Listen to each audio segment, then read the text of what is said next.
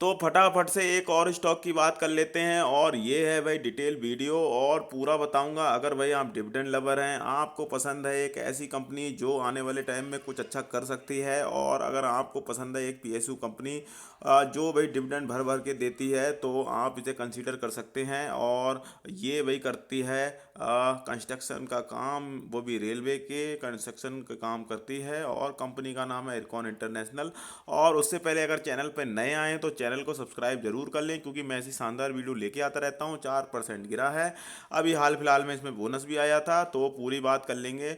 और जिसके पास भाई बोनस नहीं आया है तो भाई वो अपने ब्रोकर से बात कर ले एक बार, क्योंकि भाई किसी किसी ब्रोकर वाले होते हैं वो भाई लेट कर देते हैं। नहीं तो जनरली वैसे तो सभी के पास आ ही गया होगा जो बोनस है। और मार्केट कैप की बात करूं तो स्मॉल कैप कंपनी है, 4,000 करोड़ के आसपास की। डिविडेंड डील आप देखेंगे बहुत ही अट्रैक्टिव डिविडेंड डील है, लगभग 10% के समथिंग डिविडेंड डील है। मतलब भाई अगर आप एफडी में पैसे लगाते हैं तो उसमें भी 10% आपको मिलते नहीं है साल में रिटर्न, और इसमें आपको 10% की तो डिविडेंड डील दिख रही है। और बाकी अगर प्राइस बढ़ जाएगा तो भाई वो तो सोने पे सुहागा हो जाएगा, और थोड़ा बहुत तो प्राइस बढ़ेगा ही बढ़ेगा, और वो रिटर्न और प्लस डिविडेंड तो काफ़ी अट्रैक्टिव डील हो जाती है। अगर आपको डिविडेंड भी अच्छा खासा मिल रहा है और प्राइस भी अगर थोड़ा सा बढ़ जाता है तो भाई और क्या लोगे आप। और वैसे तो मैं भाई पर्सनली पीएसयू रखता नहीं हूँ कंपनियां अपने पोर्टफोलियो में।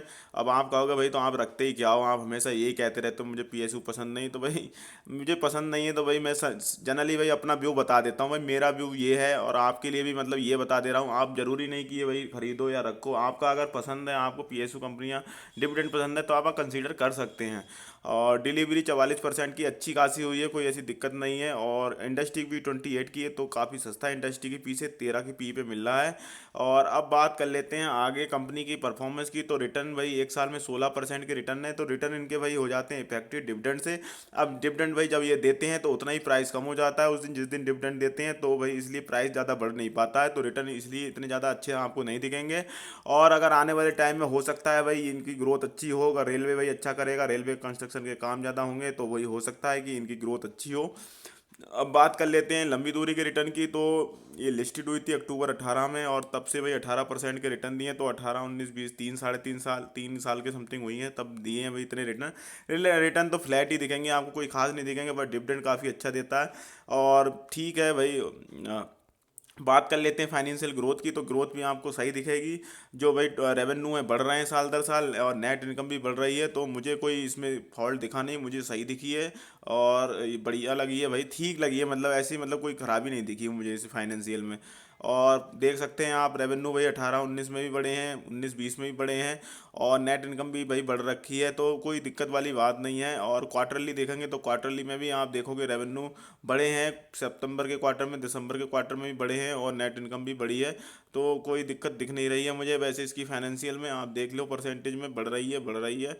और अब बात कर लेते हैं शेयर होल्डिंग पैटर्न की। तो ये भी मुझे ठीक लगा है, प्रोमोटर की अच्छी खासी होल्डिंग है 73% की, म्यूचुअल फंड की कम होल्डिंग है 0.14% की, और अदर डीआईए के भी कम है 0.19% की। पर ये कोई ज़्यादा भाई बात नहीं है, नहीं है तो कोई बात नहीं, इतना ज़्यादा प्रमोटर की होल्डिंग सही होनी चाहिए। एफआई की होल्डिंग भी वही है, ठीक ठाक ही है, मतलब कुल मिला के रिटेल लेंदर के पास काफ़ी अच्छी होल्डिंग है 25% के समथिंग। अब बात कर लेते हैं चार्ट पर। और चार्ट में कुछ ज़्यादा कुछ बताने का तो है नहीं, क्योंकि भाई अभी हुआ था ये स्प्लिट, स्प्लिट नहीं भाई बोनस आया था। और बोनस बोनस भाई कुछ नहीं होता है ये।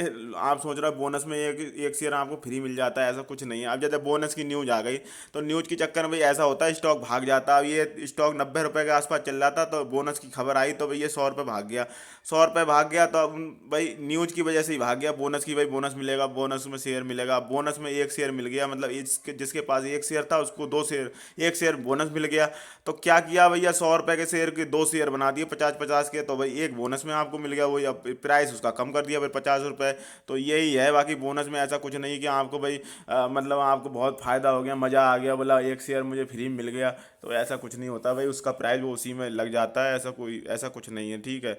और तो अब भाई वो 100 रुपये का शेयर ये वो आ गया था 50 रुपये के आसपास, और आज भाई 4% गिरावट थी, तो ये कितना, ये 49 रुपये 15 पैसे पे क्लोज हुई है, इसकी क्लोजिंग थी। और तो अगर आप डिविडेंड लवर हैं तो भाई इसे खरीद सकते हैं, और थोड़ा थोड़ा करके भाई खरीद सकते हैं, क्योंकि भाई अभी कुछ ज़्यादा बता नहीं सकता मैं तो भाई 90 रुपये के प्राइस से अगर मानूँ तो 45 रुपये भाई इसका फेयर प्राइस निकल के आता है, लेकिन आप खरीदने को यहाँ पर भी थोड़ा अकोमुलेट कर सकते हैं। स्टॉक मतलब ठीक है, फंडामेंटल ठीक है। और मतलब भाई रेलवे का भी भाई ऐसा तो है नहीं कि रेलवे कहीं डूब के चली जाएगी, तो उनका भी काम चलता ही रहेगा। अभी कोरोना की वजह से थोड़ा हो सकता है चल रहा हो भाई, तो काम धंधा तो फिर भी चल ही रहा है। रेलवे का कंस्ट्रक्शन वाला काम तो चल ही रहा है, तो ऐसी कोई दिक्कत तो चल नहीं रही है।